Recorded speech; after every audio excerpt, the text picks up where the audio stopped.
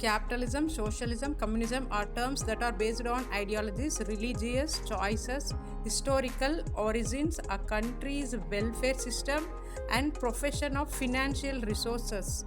So let's discuss the difference between capitalism, socialism, and communism in detail. Capitalism, first we will discuss about capitalism. The term capitalism was first recognized by Das Kapital in 1867. However, Adam Smith is recorded as the founder of modern capitalism. Now, socialism. The term socialism was first coined to refer to the ideologies advocated by the French utopian socialists Charles Fourier and Henry Saint Simon. Communism, according to London Onetti, John Goodwin Bombay 1820-1881, who claimed in 1848 the term communism was coined in 1840. Capitalism, now about capitalism, originated in 15th and 16th century, whereas socialism was more apparent after 1848, that is 18th century. Communism is also German philosopher like Karl Marx. In communism has its deep roots in the theory of Marxism. Carefully, the paragraph is there. Capitalism is an economic structure where private persons own the production. Capitalism is the private, which is like, suppose if you buy a car, it is yours. It is on your own capital you had purchased. And like whatever you purchase a house, that is also capitalism. That is the property of you purchased on your own, when private persons own the production equipment for your production, for your any you are doing some work, you need to production some things, means you will purchase on your own. That equipment is called a capitalism. You are donating money to put as a capital. Suppose you want to run a business, you need a machineries, you will purchase that machineries. It is a capitalism. And here socialism is like an economic system which the government owns and controls a majority of the means of production. This socialism is only the government owns economic system, like it owns only by the government, and the controls also majority of means of production. They produce everything like agriculture or many times different ways of production they will produce, but it will be full and fully controlled by government. And what about communism? Is an economic system in which in theory all goods are owned jointly and income is distributed according to need. So communism is like it is both government and private, and it is jointly distributed. Those who are in need, very poor among them, the income was distributed to the needy. But in capitalist states, government control and interference as in as minimum. Capitalism means that is we own our property. In that, government cannot interfere in that. It is very minimum. Just we need to pay little bit tax. That's it. If we are purchased any house or any industry, or we have any machineries, just we need to pay the tax. That is minimum tax. Whereas now socialists believe in using incremental methods to achieve their aims of governmental ownership and control of production. Here everything depends on the ownership by the government. They will increase the persons, those who are working, but then little bit incremental methods will be there. But whereas in communism, people are not given a lot of choices to choose what to make. In communism, people cannot not having choose, no liberty to do on their own. Now, the capitalism economic system is dynamic. Capitalism system is dynamic, and the socialist economic system is flexible. And whereas communist state has a static economic system. According to economic system, if you take, the economic system is static in communist, whereas in socialist it is a flexible. Flexible means only government only can do ownership. That is flexible. The capitalist economic system is dynamic. It may change. Dynamic means it may change, it may vary. Static means it may not be changed.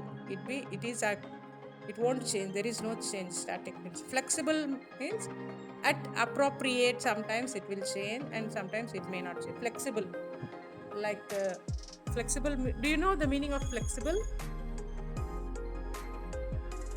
Yeah. Next, capital. Yeah, private. Capitalism. No, capitalist. Private ownership of natural resources and properties is permitted. Natural resources properties are permitted, whereas in socialism there is competition in the nationalization of property owner, compensation, avoidance of overproduction, and a duplication of effort. So nationalization of property, because suppose if you are going in a government bus, in a government school, so these are the property, this is all socialist, these are all property of the government. Compensation, avoidance of overproduction, they won't produce more, they avoid of overproduction and duplication of effort.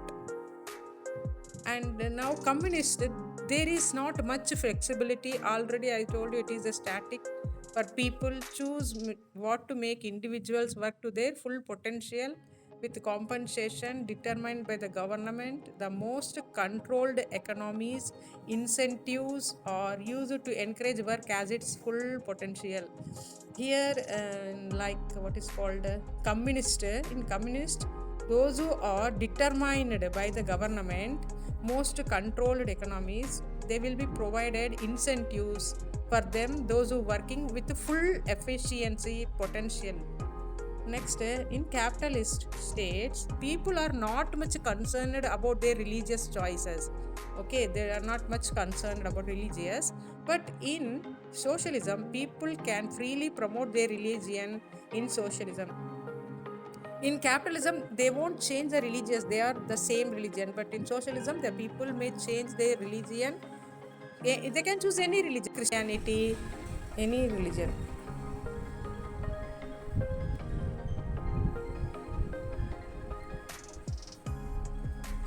Any religion, they can promote any religion. There is no place for religion in communism. The people and institutions completely ignore it, whereas in communism there is no religion. Now in capitalism, only wealthy people who can afford to pay their services are eligible for the welfare system. Only wealthy people, because to purchase car, bungalow, machinery, factories, we need capitalism. Capitalism means money, we need money. So only wealthy people, those who are rich and affluent people only, can afford to pay the services. They are eligible to welfare society.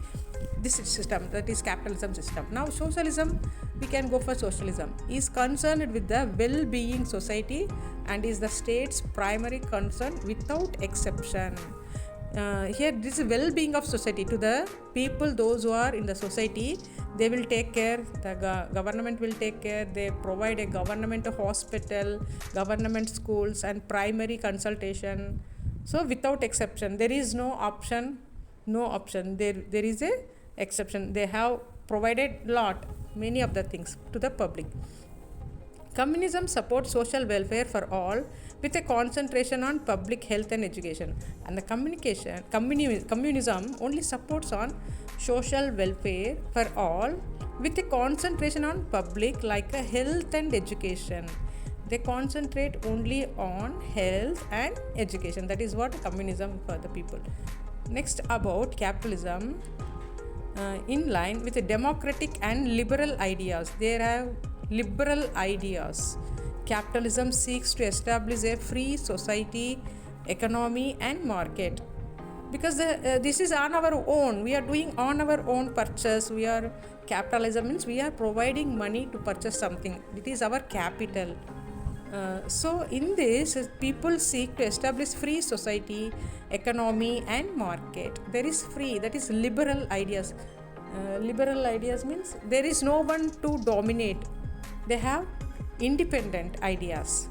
And socialism does not always seek to build a communist system of government. It is possible for it to coexist with capitalism policies, resulting in a mixed economy. So social economy is nothing but it is the government, and it sometimes with coexist with the capitalism. and some policies resulting in a mixed economy, that is called a mixed economy. Why? Because it was mixed with the capitalist policies. Now about communism. Establishing a communist egalitarian order is communism's ultimate goal. This is typically done through revolutions or authoritarian governments. Only it was be applicable for ultimate goal. This is typically done through revolutions or authoritarian governments.